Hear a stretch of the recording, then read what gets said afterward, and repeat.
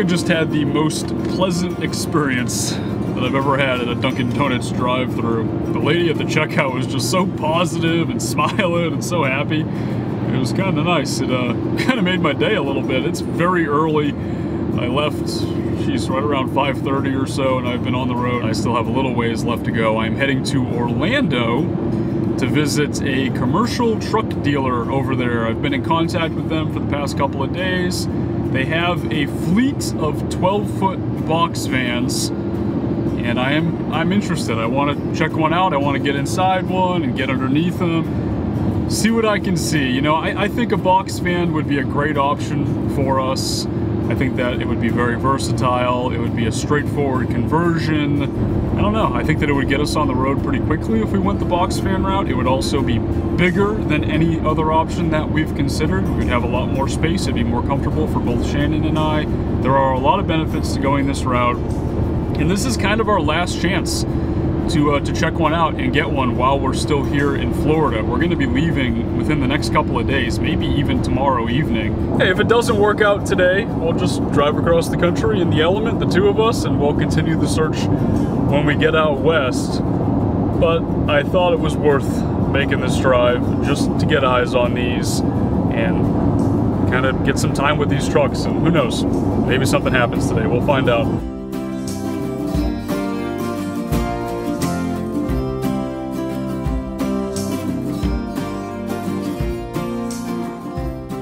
This is it, kind of what we're looking at. Maybe not this specific one, but this would be the idea. It's a 12-foot box truck, a lot of space back there. We would definitely be able to work with it.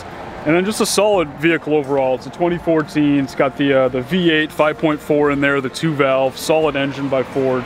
Now it's just a matter of trying to go through them all, figure out what the best one would be, ideally with the lowest miles, and then test driving it, really digging into it and making a decision.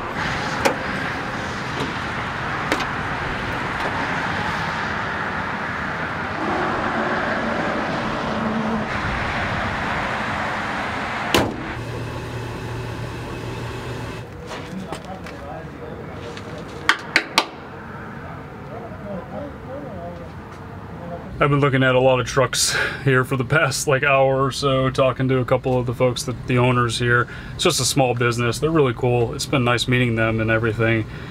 A lot of these trucks have pretty high miles and they're beat up. They were former rental trucks. To their credit, they do clean these up really well. When they get them from the rental company, they go through everything, all the maintenance items, you know, body work. Definitely needs some body work usually, but I mean, you can tell that these things, they've had a tough life. I mean, this one here is the best one that I found. It's in the best shape. I've gone through all of them that they have on the lot. It has 170,000 miles on it, guys. I mean, it's in the best shape, but you know, it's still not perfect. That's a lot of miles. I mean, that's a lot of miles on this body. And then when you add that to the fact that the asking prices are high, just because of the way the market is right now, things are really expensive and demand for these is extremely high. This one here is not ready to go yet. I think they just got it pretty recently. They haven't gotten to restoring it. They probably put at least a couple $1,000s worth of labor and work into all of these trucks before they sell them. This one does have slightly lower miles, but I mean, you look inside this thing and it has seen better days. It is absolutely destroyed in there, and then I'm sure that extends to the rest of the vehicle as well. These rental companies, they use these trucks. They use them until they're no longer useful to them, and that's when this company is able to get them, try to restore them, and resell them. I'm not super comfortable with it, guys. When I came here today, I was kind of hoping to find one of these with, you know, 110, 120,000 miles. But the thing is, like, they did have those not too long ago, but they've just been selling like crazy. I mean, folks just showed up and bought this one behind me right here. Right on the lot, right now, while I've been here for the last couple of hours. I mean, I don't even think they looked at that truck before they bought it. They just went in and signed the paperwork.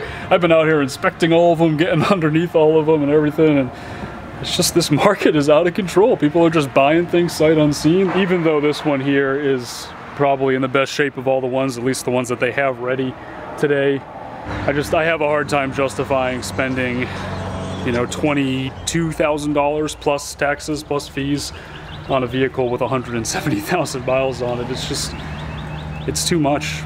I would want to go lower. So I don't think it's going to happen today. Unfortunately, I drove all the way up here.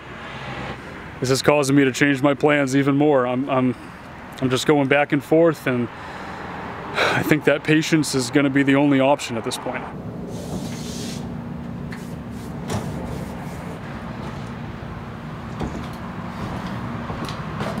Now it's time to make the 3.5-hour drive back, but I better get used to driving because I'm going to be doing a lot of it over the next couple of days anyways, a lot more than just 3 hours. I will say these guys were awesome. It was a pleasure meeting them and chatting with them this morning. I'm glad that they took the time to meet up. It was definitely worth coming up here. They will reach out to me, they said, if they find something with a little bit lower miles down the line. That all being said, you know, we also got into a pretty long discussion about just the state of the market, and these trucks are not getting cheaper. They're getting more and more expensive, and it looks like they're going to continue to do so for at least the foreseeable future.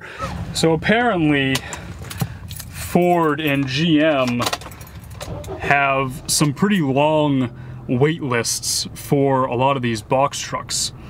So these companies, Budget Rental, whatever they are, Enterprise, Penske, they are all, you know, they're trying to get thousands and thousands of trucks. They have orders for thousands of trucks to replace and replenish their fleets, and they can't get them. So that's part of why these prices are going up, especially for vans and box trucks. I learned that today. It's really not a great situation for, you know, this dealer here, for folks that are trying to get box trucks secondhand like this. I mean, it's and it also is not great because the ones that you do get have been really pushed to their limits, maybe even more so than in normal regular times, because the companies can't get new ones, so they really have to push them as hard as they can. So I don't know, guys. I don't think that these prices are going to get cheaper, which is making it seem like a box van is probably not going to be what we're going to end up with, at least not in the next couple of years. I mean, maybe at some point down the line, but doesn't give you a great feeling. Who knows? Maybe we find something and we get lucky over the next couple of weeks. We'll have to see. If not, we're moving on to the next option. About a year ago, a very similar truck to the one that I was looking at today, to all the ones I was looking at today, would have sold for about half the price of what they're asking right now. I mean, and that's even with less miles. I'm talking a truck with 110, 120,000 miles could have sold for half of what they want for the ones with 170,000 miles right now. I mean, it is absolute insanity. And, you know, I talked about why I think it's like that, and I don't really think it's going to get any better at this point. So this is pretty much eliminated the box van route for us for at least the near future. I mean, I guess I could maybe find one private party. I have been looking, though, constantly for the past 3 or 4 months on Facebook Marketplace, on Craigslist, specifically with a box van in mind. And after walking around that lot today and looking at some of those trucks that came directly off the rental fleet, the Budget Rental fleet is where they got most of them from. I mean, those things are toast when they come off the rental fleet. They are beat up. I don't know, guys. Like, it's hard to be comfortable with spending that much money on something that has been through so much damage and just taken such a beating over the past so many years, you know.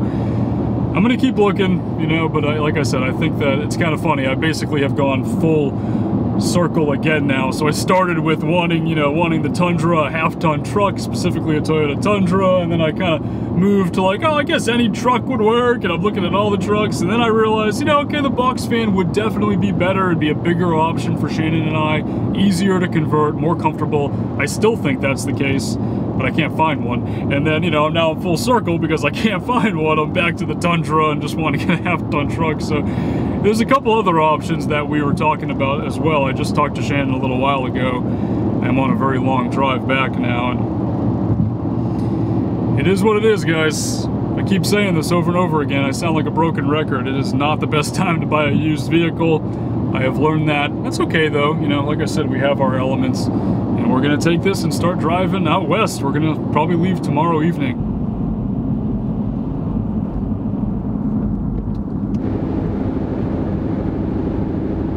I think this is about where I'm gonna end this video.